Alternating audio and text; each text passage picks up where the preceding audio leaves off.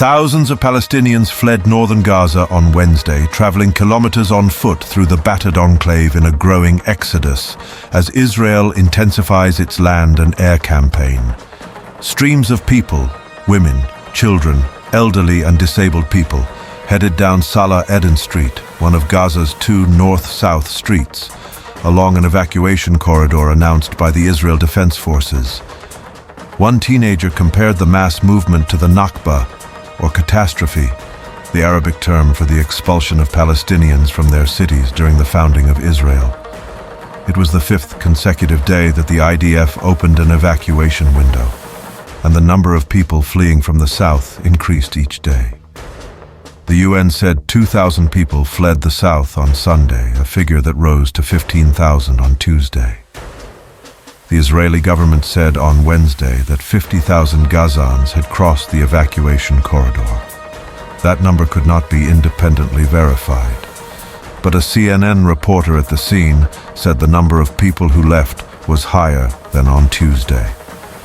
Israel has intensified its offensive inside Gaza, following the October 7 attacks that left 400 dead in Israel.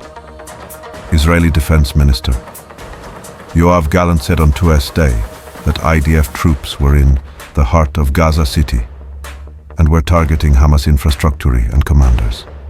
It is unclear exactly where Israel is fighting.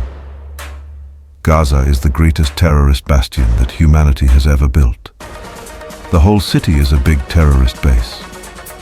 There are miles of tunnels underground that connect to hospitals and schools, Gallant said. We continue to dismantle this capability. The IDF has been bombing Gaza for weeks, saying it has hit 14,000 terrorist targets in the densely populated territory. A man who did not give his name told a CNN reporter in southern Gaza that he and his neighbors had experienced horrific days. He said they had left their home in northern Gaza and moved several times, but it was impossible to escape the airstrikes. This war left nothing safe, no churches, no mosques, or anything else.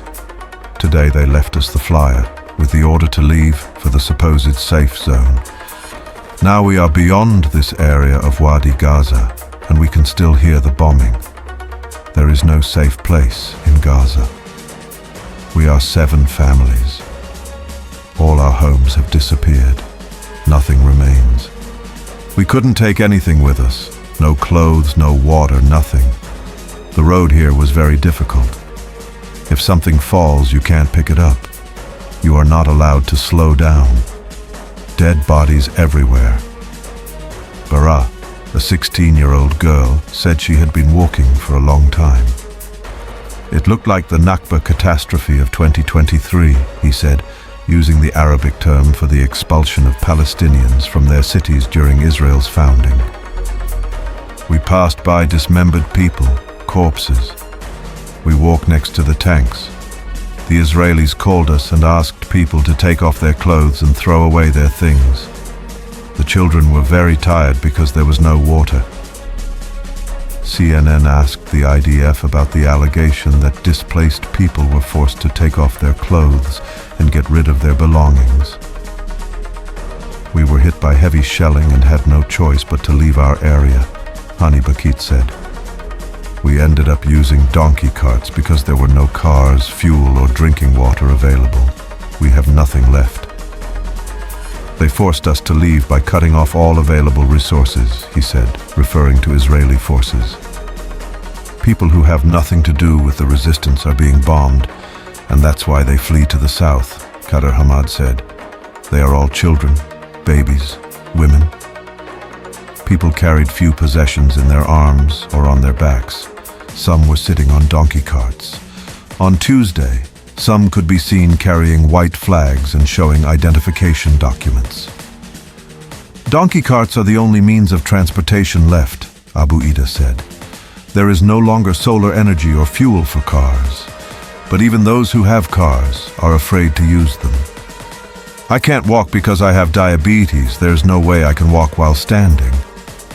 A woman who did not give her name said, "We are devastated. Nobody cares about us. Maybe we're safe now, but I'm not sure about those still behind. I don't know where my family is. My brothers are behind me. Out of fear, I couldn't look back, neither right nor left. We came from Al-Shifa Hospital and saw death along the way. Corpses, destruction everywhere. For more news like this across the globe, please subscribe to our channel, like and share this video. Thank you.